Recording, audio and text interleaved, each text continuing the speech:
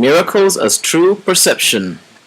This is David. Thank you very much for your time. As always, it is truly my honor and pleasure that you have decided to come here to share with us.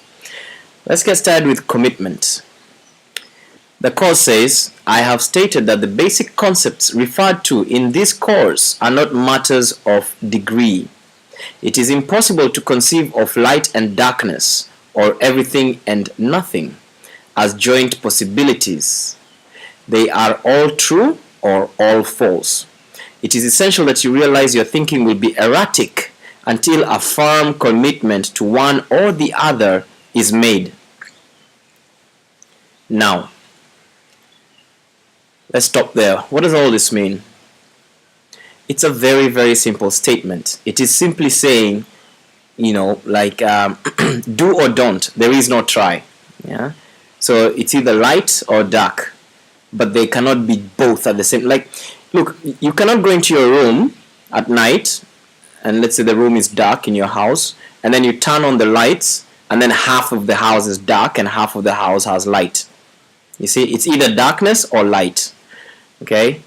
Of course, you can argue that one light is brighter than the other light, but basically it's light or dark.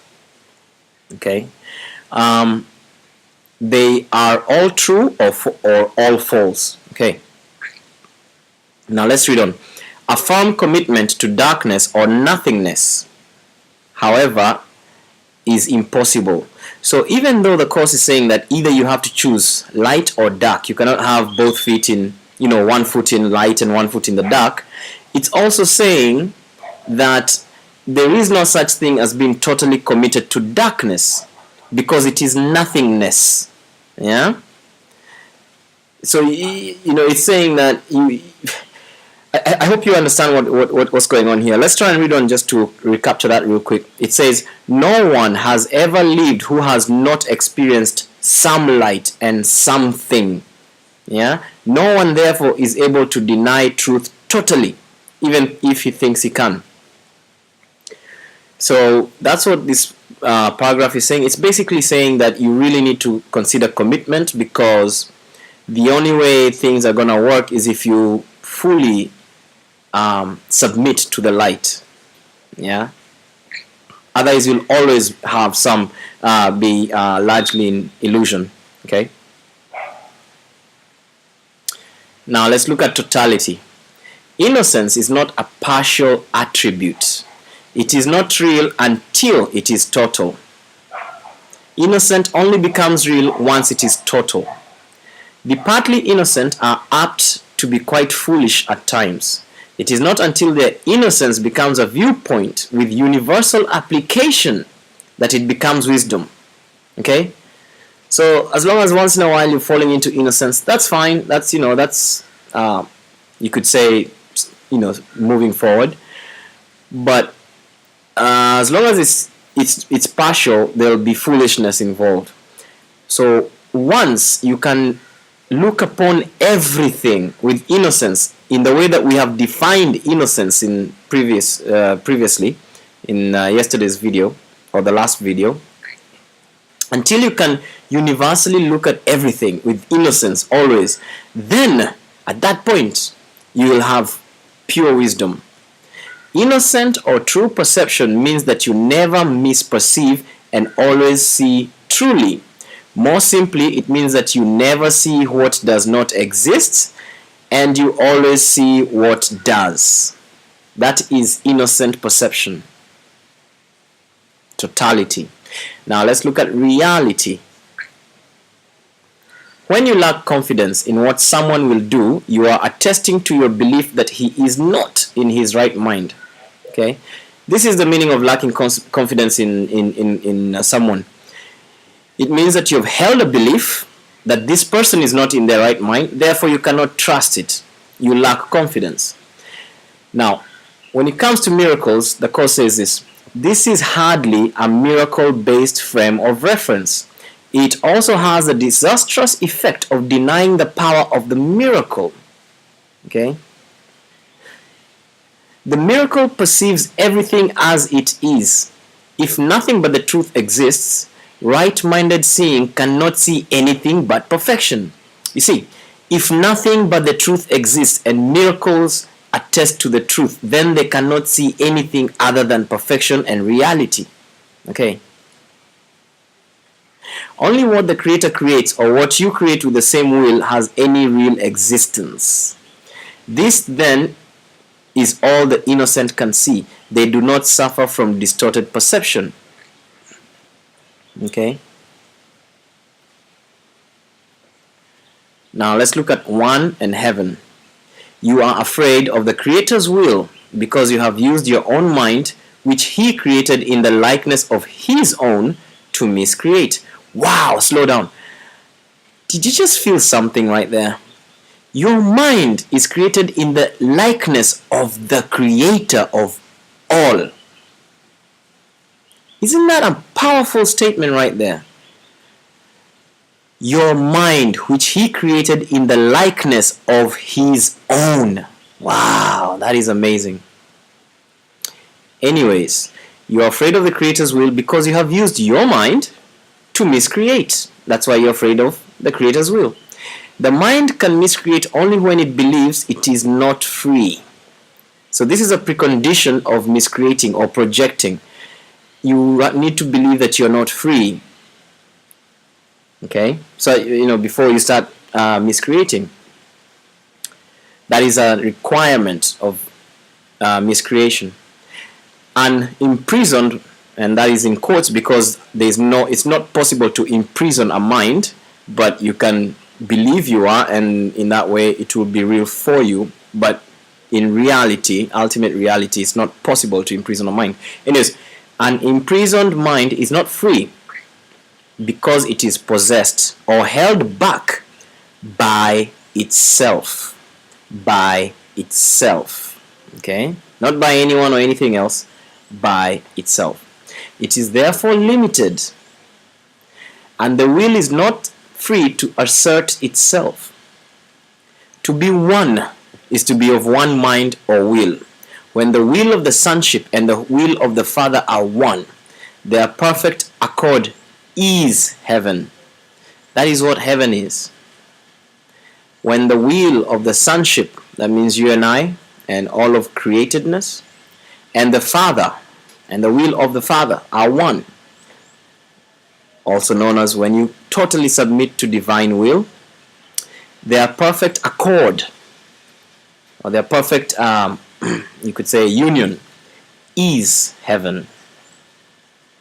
So heaven is not necessarily a destination, a place somewhere in the skies. It is a state. And it's not a theoretical state. It is a very real state that you can feel.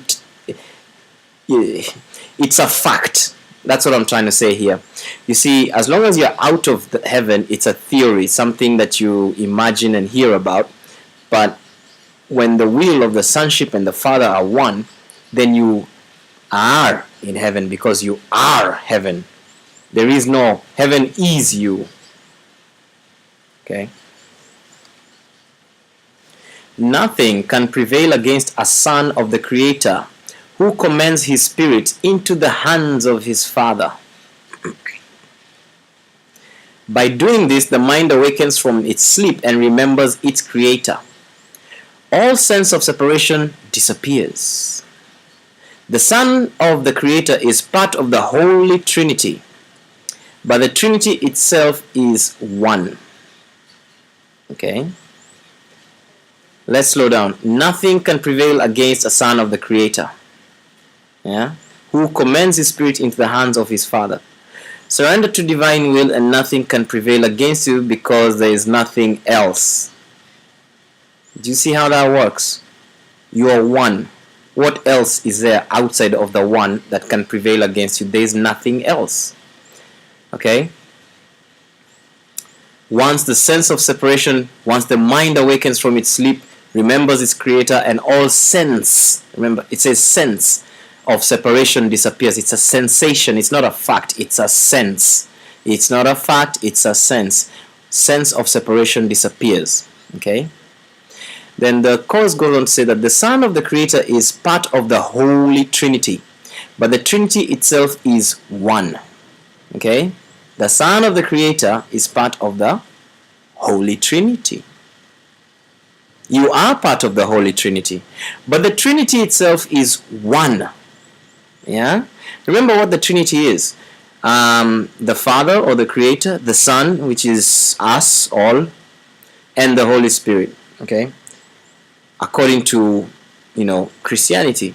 So, again, using that as a stepping stone, and like we said, this course is not about Christianity, it just uses examples from there, but it's actually meant to be trans or pan religion or pan faith, pan, it's above and beyond those separations of religion and everything.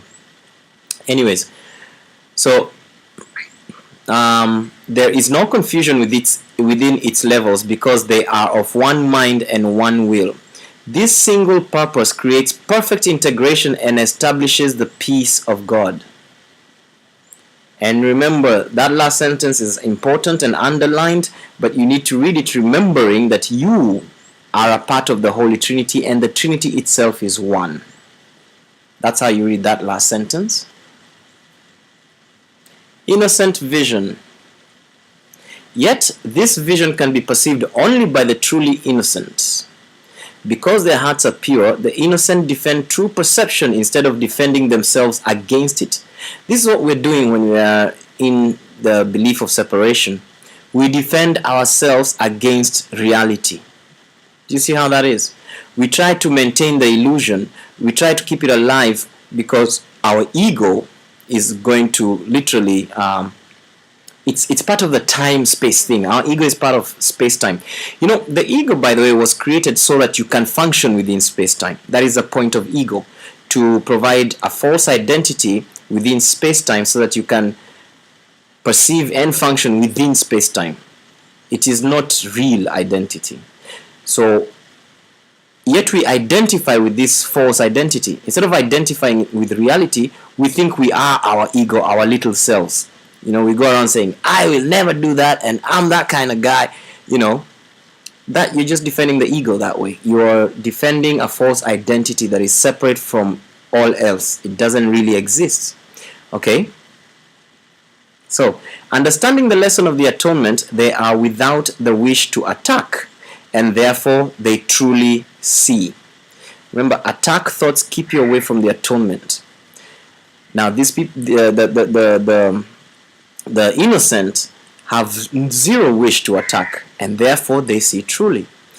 This is what the Bible means when it says, when he shall appear or be perceived, we shall be like him, for we shall see him as he is. This is in 1 John chapter, I don't even know how to say that properly. 1 John 3:2. So that's what the cause interprets that verse to mean. So I think it's quite an interesting paragraph we have right here in front of us. It really does give a lot of power to the idea of innocence, whereas we've always been thinking that innocence is weakness, In fact, we equate innocence with naivety, and being naive is not the same as being innocent. They're two different things, and innocent doesn't mean you're, weak. As you can see, the only real strength is innocence. Commitments. The way to correct distortions is to withdraw your faith in them. Quite simple, isn't it? And invest it only in what is true. The way to correct distortions is to withdraw your faith in those distortions and invest your faith only in what is true. That is commitment. You cannot make the untruth true. You can't. If you're willing to accept what is true in everything you perceive, you let it be true for you. Okay? Truth overcomes all error, and those who live in error and emptiness can never find lasting solace, never find lasting peace. If you perceive truly, you are cancelling out misperceptions in yourself and in others simultaneously. That is so amazing that when you yourself wake up, you automatically are awakening others. It's very powerful. Because you see them as they are, You offer them your acceptance of their truth so they can accept it for themselves.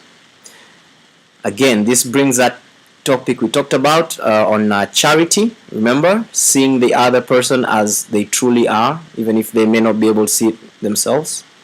Because you see them as they are, you offer them your acceptance of their truth so that they can accept it for themselves. That is charity. You offer them your acceptance of their truth, as in who they really are, so that they can come to accept it for themselves through you. What a gift to give somebody. This is the healing that the miracle induces. Logical, powerful, amazing, isn't it? Really cool.